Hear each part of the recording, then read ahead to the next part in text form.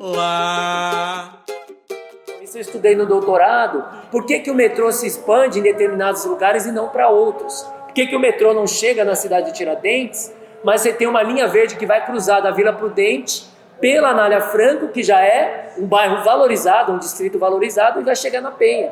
Quer dizer, a lógica do metrô, da expansão do metrô, está articulada à valorização imobiliária. É aquilo que o urbanista Flávio Vilaça, né, no seu livro clássico, né, publicado em 98, né, o espaço intraurbano no Brasil, chamou de vetores de valorização imobiliária. Então, esses vetores de valorização eles já estão articulados. Quer dizer, o Estado ele vai agir como um indutor do desenvolvimento econômico articulado às grandes construtoras. Vai fazer uma linha de metrô. Aí a construtora que tem um estoque de terra ali, ela espera, porque ela sabe que o Estado vai fazer. Quando ele faz a linha de metrô, aí ela começa a construir e vende aquele imóvel mais caro. Eu moro aqui do lado da estação do metrô. Então essa é a disputa da cidade, de quem determina a produção do espaço. Quem tem determinado majoritariamente a produção do espaço é o setor imobiliário, aonde os grandes investimentos irão, tanto privados como públicos. Percebam, duas faces da mesma moeda. O Estado agindo de um lado, o Estado capitalista, sob governos, atendendo aos interesses desse setor, e as empresas, como um agente econômico, agindo por outro lado.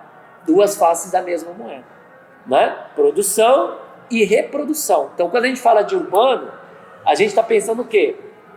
É a produção em geral, mas a produção do espaço, mas é a construção das condições gerais de reprodução do capital. É por isso que, ao longo das últimas 2 décadas, por exemplo, desde a época do governo Mário Covas, aqui em São Paulo, começou o projeto do Rodanel. O Rodanel, que foi estimado lá atrás, foi orçado inicialmente o dado é 8 bilhões, 8, 9 bilhões, orçado lá em 98, o Rodanel. Conclui-se agora o trecho norte, passado dos 40 bilhões de reais. E você faz, então, você conclui o Rodanel para a circulação das mercadorias, que você precisa realizar, que é isso que o Marx fala lá, tanto no livro 1 como no livro 2 do Capital. O livro 1 é a produção do valor, o livro 2 é a circulação. Só que o valor só se realiza na circulação. E aí ele vai chamar isso no livro 2 de tempo de rotação do capital. O que é o tempo de rotação do capital? É a junção do tempo de produção mais o tempo de circulação. Então, na lógica capitalista, qual que é a busca? Você diminuir o tempo de produção para aumentar a massa de valor. Então, se você produzia um automóvel lá atrás, na origem da Ford, por exemplo, que nasceu em galpões pequenos, né, a Ford, você levava 23 horas para produzir e montar um automóvel. Hoje leva alguns minutos, né, para você montar um automóvel. Né? Você pegar lá o motor que já está pronto, a carroceria, montar leva alguns minutinhos. Sei lá, até um tempo atrás levava mais de 1 hora, mas já diminuiu esse tempo. Então é essa diminuição o Marx vai discutir também isso, né? O espaço e o tempo, né?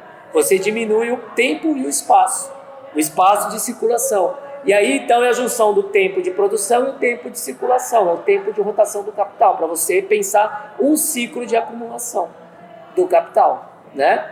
Então é o Rodanel, é a prioridade do Estado para a circulação das mercadorias.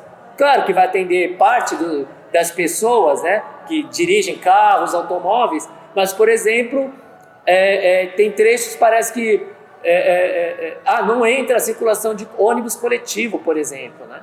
Então tem isso, né? Enfim, no Rodanel. E o metrô não chega na cidade de Tiradentes, não chega lá no extremo no Jardim Ângela, por exemplo, não chega nos extremos. E o metrô está nessa lógica também, né? Quem está nos extremos é a ferrovia, mas ela já estava antes da metrópole, né? A ferrovia já existia antes da metrópole, né?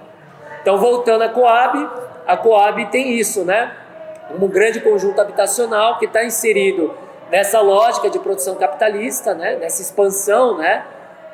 Da produção imobiliária capitalista, o Estado articulado com o setor imobiliário, com as grandes construtoras, incorporadoras, tanto que foram as construtoras que fizeram a Coab, mas subsidiadas com recursos públicos do Estado e do FGTS, como eu falei, no caso o BNH, né?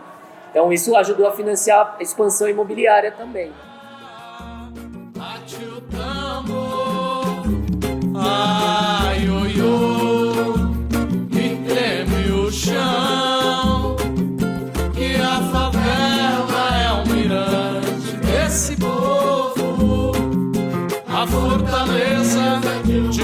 gente em união.